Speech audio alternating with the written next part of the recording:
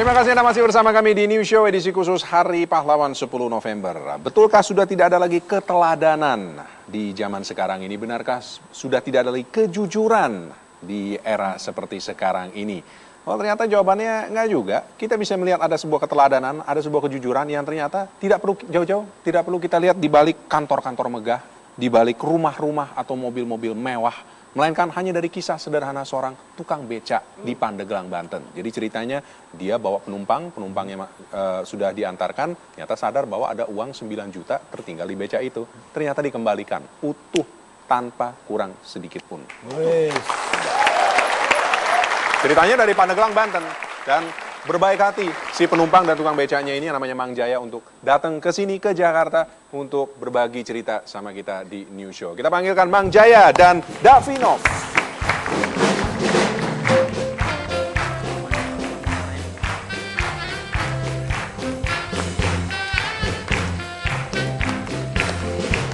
Silakan.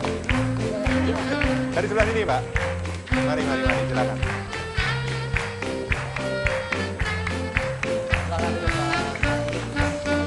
Mang Jaya di sini, Pak. Iya, silakan duduk, Pak.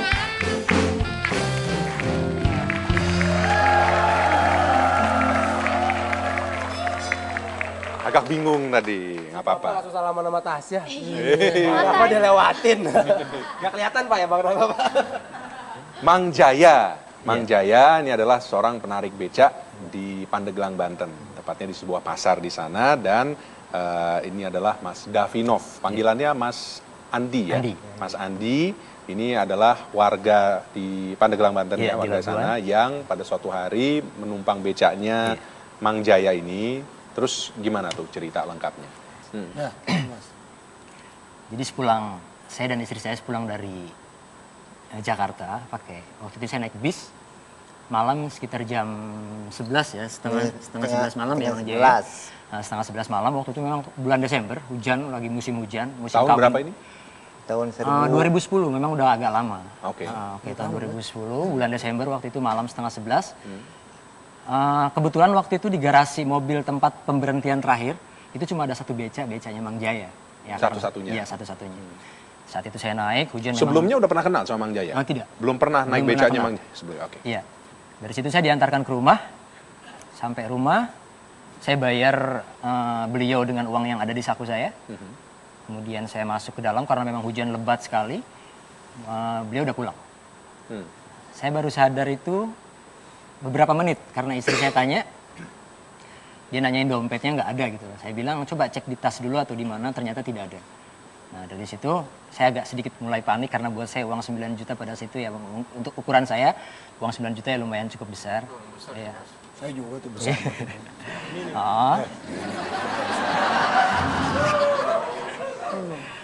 Dari situ saya terus langsung kejar Mang Jaya. Saya coba kejar beliau.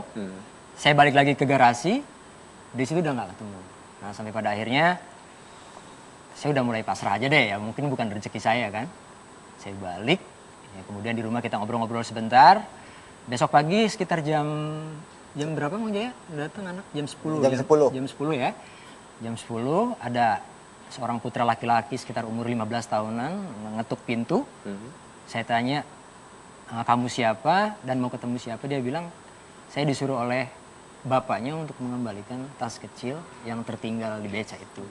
Terus kemudian saya tanya, loh kenapa bukan bapak yang kesini? Bapaknya lagi sakit meriang katanya karena semalam kehujanan waktu itu seperti itu. Dan setelah dicek ternyata isinya? Nah, waktu itu saya buka disaksikan oleh anaknya dan orang tua saya juga ada, istri termasuk utuh 9.400.000 ya, sekitar 9.400.000, handphone dan beberapa surat yang kami anggap penting. Tidak ada yang kurang sedikit? Tidak ada yang kurang sama sekali.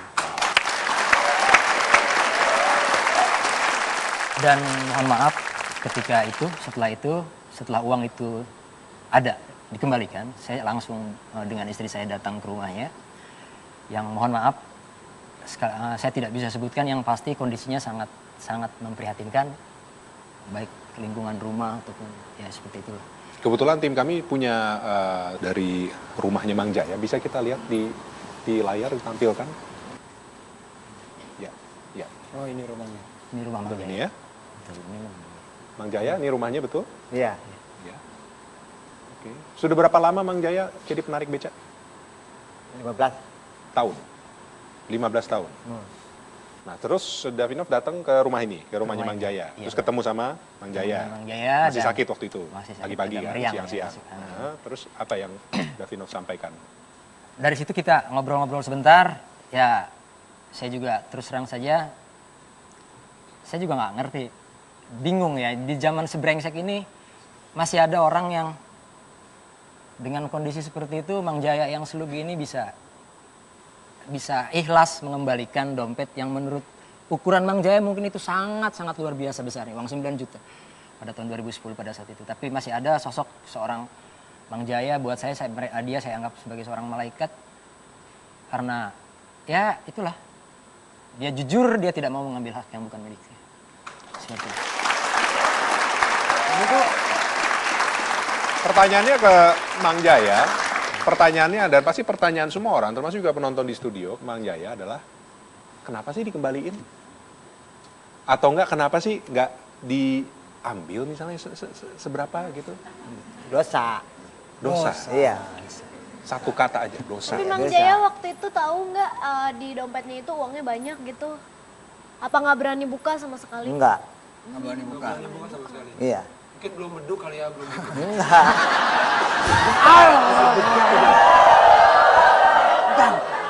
Dan cerita ini dituangkan Andi atau Davinov tuangkan di Kaskus. Iya. Akhirnya ini akhirnya Cendol dong. jadi Dapat cendol. Oh, dapat cendol. Tweet itu nggak ada fotonya, Mas. Saya belum punya foto beliau. Jadi masih dalam bentuk tulisan. Teks aja, ya? Masih dalam bentuk teks. Kaskusers se-Indonesia mungkin penasaran. No pics sama dengan hoax, gitu kan? Jadi Bohong. dianggapnya cerita bohong.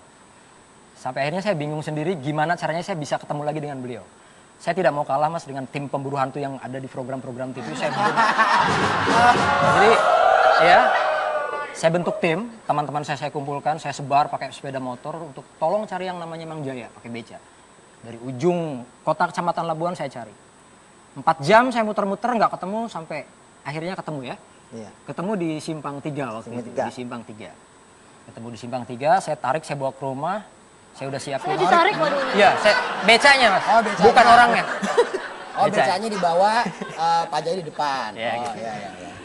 Dari situ saya udah siapin, ini ada anak-anak Kaskus minta pembuktian kalau Mang Jaya itu emang bener-bener real gitu kan. Saya tuliskan, saya tulis kertas, kemudian saya print. Nama aneh, Mang Jaya, I love Kaskus. Akhirnya dari itu saya upload, kemudian orang baru percaya dan alhamdulillah tweet itu mendapatkan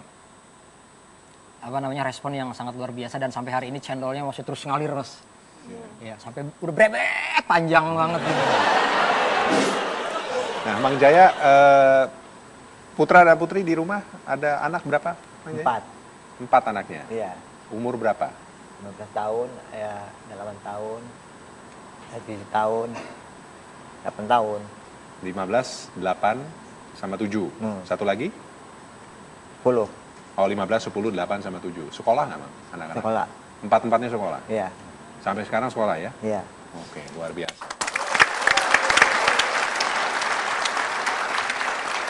Tapi tetap saya masih nggak habis pikir ya. Sama seperti juga Andi tuh, dan juga kalian juga gak diambil gitu ya. Gak diambil. Kalau Aji sudah disikat itu, Bang. Pakai foya-foya deh. Becanya juga dibawa pulang. Jadi benar Mang Jaya hanya karena dosa, takut Iya. dosa. Iya, dosa. Bukan karena takut ditangkap polisi atau apa gitu, nggak ya? Enggak.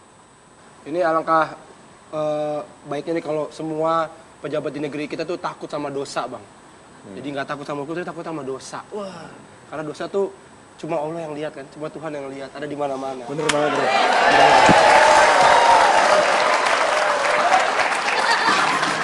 Temen gue. Kita sekarang lagi bicara soal Hari Pahlawan. Hari ini adalah Hari Pahlawan. Nah, di mata Andi, apakah Mang Jaya ini layakkah disebut seorang pahlawan? Iya, salah satu motivasi saya kenapa saya membuat tweet waktu itu di Kaskus, saya menganggap pahlawan buat saya tidak harus seseorang yang mengangkat pedang, seseorang yang mengangkat senjata untuk berperang sampai berdarah-darah. Buat saya pahlawan adalah seseorang yang bisa memberikan manfaat dan berguna bagi orang lain. Buat saya itu adalah pahlawan. Meskipun dari seorang Mang Jaya yang miskin seperti ini. Terakhir, Mang Jaya, apa pesan yang ingin kalau ada, yang ingin Mang Jaya sampaikan kepada mereka yang menjadi bahan pemberitaan tetapi menjadi bahan pemberitaan yang negatif karena mereka terbukti atau dituduhkan, terutama yang terbukti ya, mengambil apa yang bukan menjadi hak mereka, dan bahkan yang diambil itu jumlahnya sangat tidak kecil. Yang disebut dengan satu kata yaitu koruptor. Kahiji ulah cokot-cokot, kedua ulah cepat telepit. Yang ketiga, Tiga, jangan korupsi. Jangan korupsi. Mang Jaya, pengertian cukat cokot dalam bahasa Sunda, dalam bahasa Indonesia artinya jangan suka mengambil, asal ngambil gitu loh. Padahal nggak ada manfaatnya. Cukat cokot, jadi jangan suka ngambil gitu. Padahal nggak ada manfaatnya. Apa yang diambil nggak ada manfaatnya. Kalau selepat selepit itu suka ngutil-ngutil barang kecil gitu loh mas. Nanti Mang Jaya mengajarkan kepada anaknya yang laki-laki, saya masih ingat waktu itu. Maneh ulah sok selepat-selepit. Kamu jangan suka ngambil-ngambil yang ngutil-ngutil barang orang, nanti mulai dari yang kecil, nanti kebiasaan jadi gede, akhirnya korupsi gede gitu. Itu prinsip Mang Jaya ke keluarganya. Itu selepat-selepit.